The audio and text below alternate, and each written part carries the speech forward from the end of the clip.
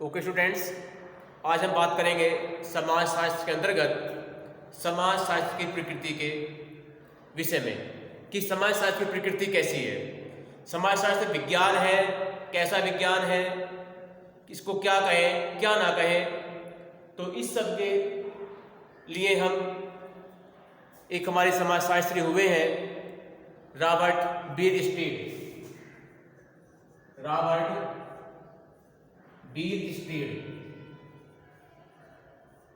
इन्होंने समाजशास्त्र की प्रकृति के विषय में बहुत ही स्पष्ट शब्दों में बताया है। उनका मानना है, बताते हैं कि समाजशास्त्र एक सामाजिक विज्ञान है, न कि प्राकृतिक विज्ञान। देखिए, प्राकृतिक विज्ञान कौन से होते हैं, जैसे भौतिक है, रसायन है या जीव है, इनके जिनके लिए निश्चित प्रयोगशालाएं हैं वो क्या होते हैं, हमारे प्राकृतिक विज्ञान होते हैं। और जिनकी प्रयोगशाला समाज है, इनके जहां हम रहते हैं, वे सब हमारे समाज विज्ञानों के अंतर्गत आते हैं। नेक्स्ट आपका आता है समाजशास्त्र निरपेक्ष विज्ञान है, न कि आदर्शात्मक। समाजशास्त्र सामाजिक घटनाओं का रूप उसी रूप में प्रस्तुत करता है जिस रूप में वह होती है। उनका दृष्टिकोण पक्षपात रहित होता है। वह यह नहीं बताता कि यह अच्छा है या बुरा है। समाजशास्त्र क्या का आंसर देता है, वो पूछता है आपसे कि क्या। इसलिए इसे वास्तविक विज्ञान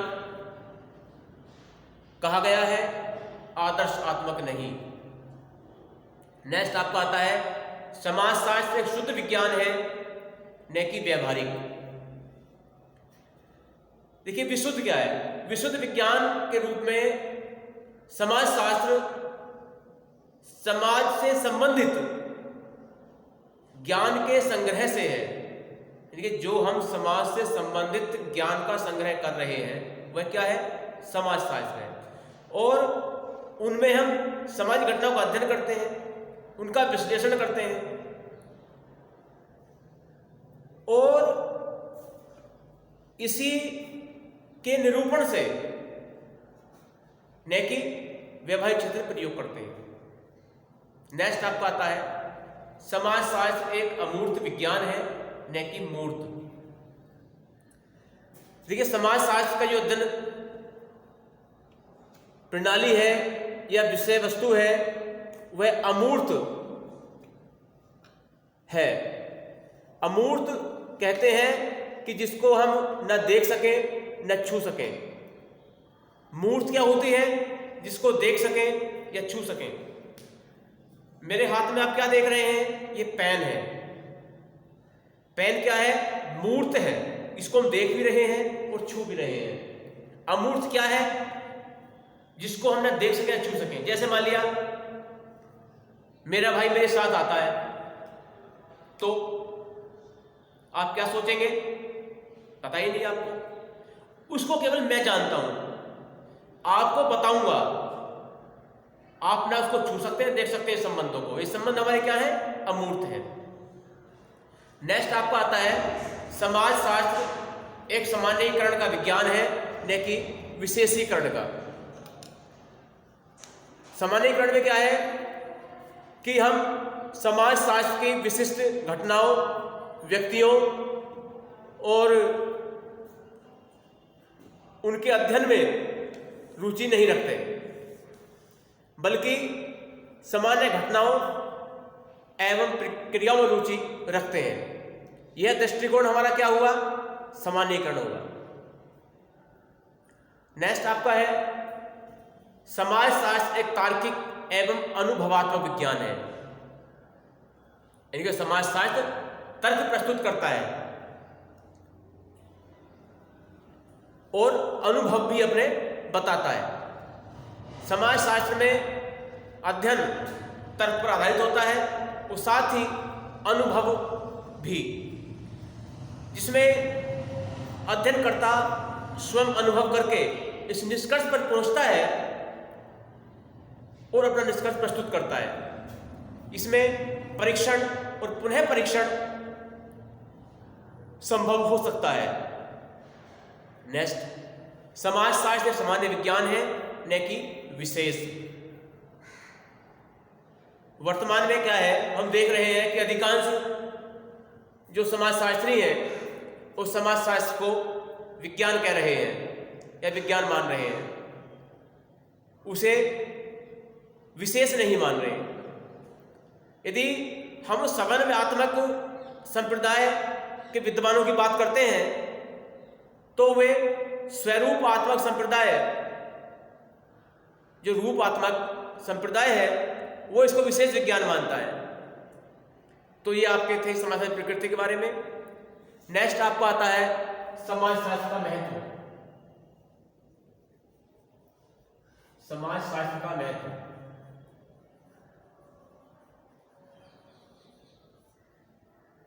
यानी कि महत्व क्या है इसका समाजशास्त्र का।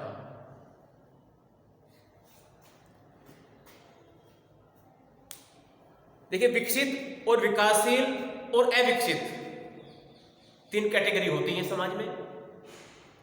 3 प्रकार के लोग समाज में निवास करते हैं और इन तीनों प्रकार के समाजों को समाजशास्त्र ने स्वीकार किया है समान रूप से। लेकिन फिर भी अपने इंडिया में यदि बात करते हैं तो धार्मिक, आर्थिक और सांस्कृतिक दृष्टि समाज बटा हुआ है। इससे क्या होता है कि समाजशास्त्र के अध्ययन की महत्ता है और ज्यादा महसूस हमको होने लगती है कि ये पढ़ना चाहिए या देखें कि ऐसा क्यों है। तो इसमें कुछ बिंदु हैं जिन पर हम लोग चर्चा करेंगे। इससे पहला बिंदु आपको आता है कि समाज का समग्र अध्ययन। देखिए, समाजशास्त्र क्या है? संपूर्ण, समग्र कहते हैं होल, यानी टोटल, पूरा, कंप्लीट। समाज एक ऐसा विज्ञान है जो संपूर्ण समाज का समग्र रूप से वैज्ञानिक अध्ययन करता है और इसको करने में समाजशास्त्र सफल भी हुआ है। यह समाज किसी के विशेष पक्ष का अध्ययन करने वाला विज्ञान नहीं है कि किसी विशेष पक्ष का अध्ययन करें। आप देखेंगे, आपने हाई स्कूल में, इंटर में पढ़ा हुआ समाजशास्त्र के अंदर, उसके अंदर धर्म की बात आती है तो उसके अंदर चाहे हिंदू धर्म हो, इस्लाम धर्म हो, पारसी हो, जैन हो, ईसाई हो, सभी धर्मों को बताया है उसने। ऐसा नहीं है कि किसी धर्म को छिपा दिया हो या किसी केवल एक को लिख दिया हो। तो भारत जैसे देश में समाजीकरण, एकीकरण एवं सामाजिक संगठन के लिए समाजशास्त्र का अध्ययन हमें करना बहुत ही उपयोगी होता है। नंबर 2 आता है अनुकूलन में सहायक। समाजशास्त्र व्यक्ति को विभिन्न समूहों, संप्रदायों, संगठनों एवं संस्थाओं और विभिन्न परिस्थितियों से परिचित कराता है तथा सामाजिक जीवन को प्रभावित करने वाली विभिन्न दशाओं का भी अध्ययन हमको कराता है, ज्ञान कराता है। नंबर 3, समाज में सह अस्तित्व की भावना का प्रसार करने में सहायक। यानी कि हमारा अस्तित्व बोलते हैं कि हम भी कुछ समाज के अंदर अपना महत्व रखते हैं, यानी कि जो हम समाज के अंदर रह रहे हैं हमारा अपने आप में एक विशेष महत्व है, इंपोर्टेंस है। समाजशास्त्र सामाजिक अध्ययन में व्यक्तियों के समूहों, समुदायों, संस्कृतियों, जातियों, प्रजातियों सबसे संबंधित ज्ञान प्रदान हमको करता है। यह मानव को इस वास्तविक सत्य से परिचित कराता है कि मूल रूप में संसार के सभी मानव मेधावी मानव की संतान है अतः किसी भी प्रजाति को दूसरी जाति से उच्च नहीं माना जा सकता। मानव मानव के बीच अंतर मूलतः पर्यावरण संबंधी व्यक्तित्व के विकास के संबंधों के अंतर का परिणाम है। समाजशास्त्र इन अंतरों के बाद भी व्यवहार में कुछ सामान्य प्रतिमान खोज निकालने की कोशिश करता है और इस प्रकार से समाज के अंदर सहिष्णुता और सह अस्तित्व की भावना विकसित होने लगती है। नेक्स्ट नंबर 4 आपका आता है प्रथा एवं परंपराओं का अध्ययन। तो किसी भी समाज में संपूर्ण अध्ययन करने के लिए, उसको जानने के लिए आवश्यक है कि उसकी प्रथा परंपराओं को जाना जाए, क्योंकि उनके अभाव में हम किसी भी समाज के बारे में पूर्ण रूप से नहीं जान पाएंगे। तो ये काम समाजशास्त्र करता है कि ये प्रथाओं परंपराओं ज्ञान कराता है, उनके रीति रिवाज बताता है, जनरीतियां, रूढ़ियां, और उन व्यक्तियों को उसके अनुसार कार्य करने का निर्देशन भी करता है। नंबर 5 समाज पुनर्निर्माण एवं प्रगति में सहायक। बहुत अच्छी बात है। देखिए, समाज ही एक ऐसा आधार है, समाज एक ऐसी संस्था है कि जो परिवर्तनशील है।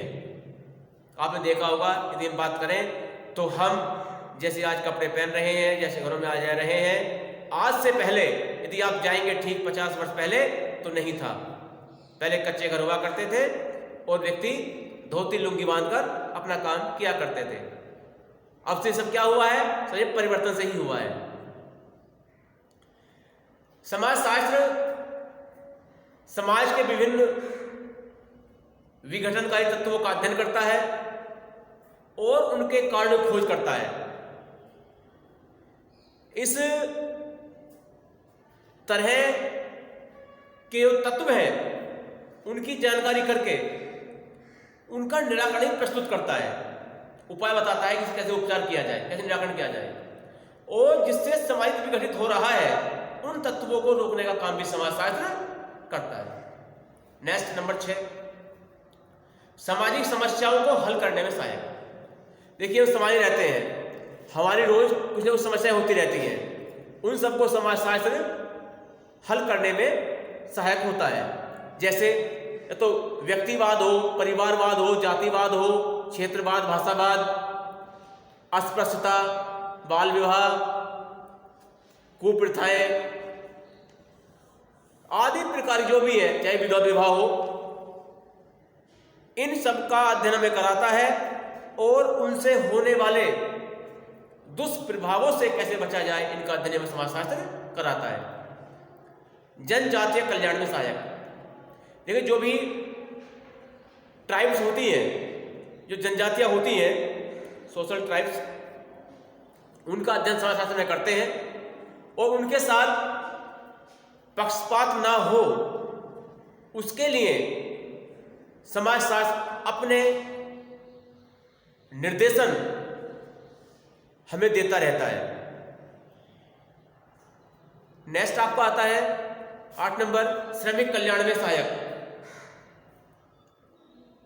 समाजशास्त्र जो मजदूर लोग हैं उनका अध्ययन हमें कराता है और उनकी न्यूनतम मजदूरी भी उनको दी जाए और ना देने वाले के लिए भी दंड के प्रावधान बनाए हुए हैं, उनका अध्ययन समाजशास्त्र को कराता है। नेक्स्ट नंबर 9 समाजशास्त्र सामाजिक नियोजन में सहायक होता है। देखिए, सामाजिक नियोजन क्या है? बाल कल्याण है, असमर्थ व्यक्तियों की सहायता है, मातृत्व कल्याण है, पिछड़े वर्गों का उत्थान है आदि, इन सब का अध्ययन समाजशास्त्र को कराता है। नेक्स्ट नंबर 10 नगरों की समुचित विकास में सहायक। नगरों का समुचित विकास समाजशास्त्र में कराता है कि कैसे औद्योगिकरण हो रहा है, कैसे नगरीकरण हो रहा है, और नगरीकरण उस औद्योगिकरण के बढ़ते हुए दुष्प्रभाव का अध्ययन को समाजशास्त्र कराता है।